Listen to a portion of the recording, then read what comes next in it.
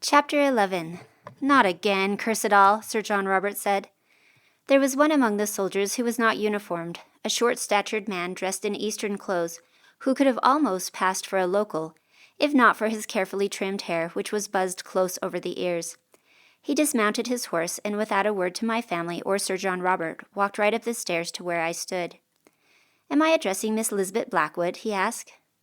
"My good man," Sir John Robert said brusquely, "in this country, a gentleman does not address a young lady of genteel birth without a proper introduction."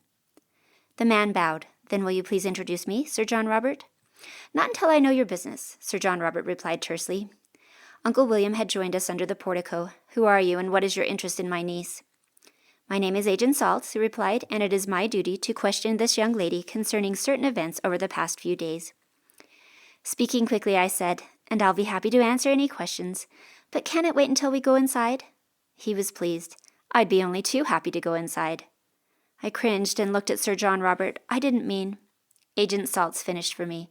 "You didn't mean to invite me where I haven't been welcomed yet." He turned to Sir John Robert. "Well, Sir John Robert, perhaps you are in a more agreeable mood this evening. Are you ready for us to take a look around your home?" "I am not." Agent Salts held up a paper rolled and sealed. "Then you force me to use this. It is the search warrant I warned you I would get. I picked it up from the sheriff in Yorksmond today."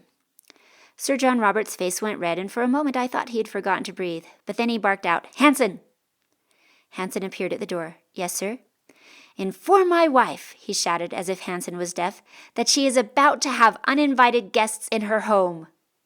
"Yes, sir," Hanson said, and went back into the house, although it was doubtful that Lady Caroline hadn't heard the news herself. Forming his hands into fists, Sir John Robert said, "I am a knight, recognized in the King's court. I pay my taxes. I served my time during the war. Is this how I am to be treated as my reward?" Salts formed a sympathetic expression on his face. "No one doubts your loyalties, least of all me. But your son is a suspect in the most serious of crimes.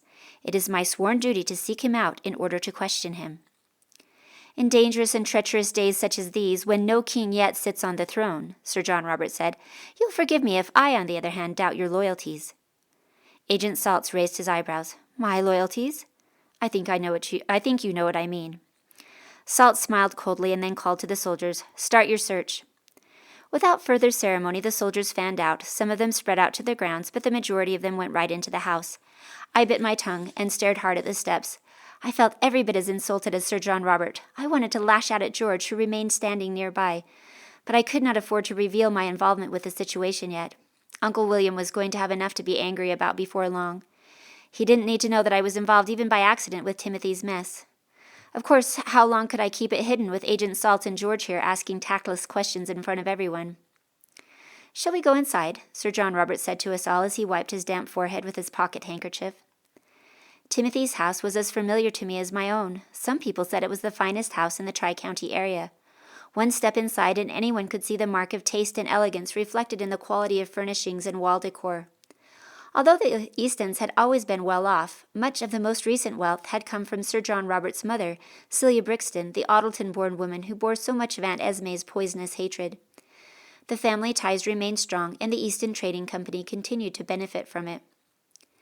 The house held 2 salons on the ground floor, along with a large and small ballroom, an impressive library, 2 dining rooms, a morning room, and a conservatory.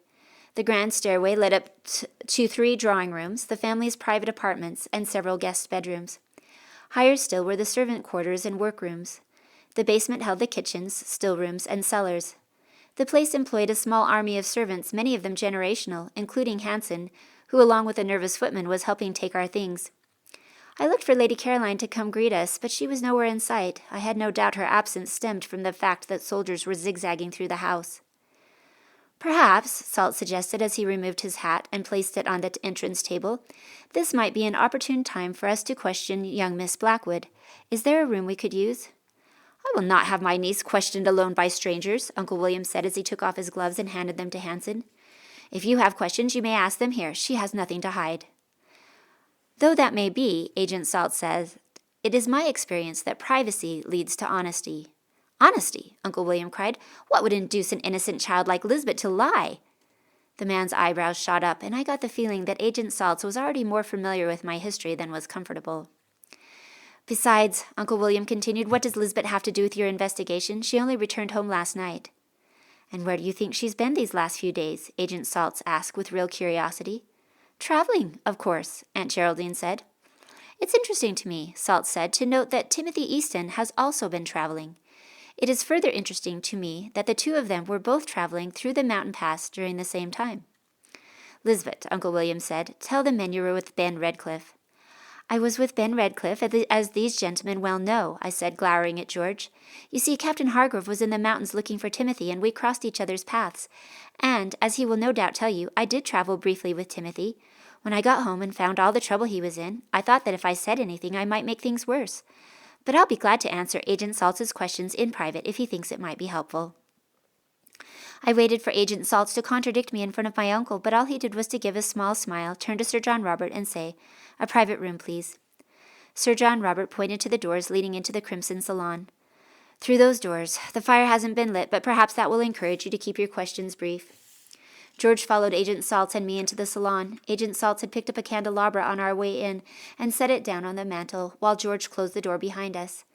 I sat down on a sofa, wishing I'd kept my cloak, and Agent Saltz took the chair opposite. George, however, remained on his feet, preferring to observe the conversation from a standing position.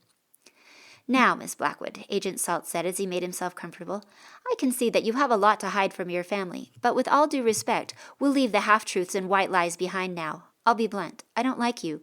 Your whole involvement in this business is very suspicious." "My involvement? What have I done?" "You apparently pitched a priceless and irreplaceable piece of government property into a river. That in itself is a very serious felony.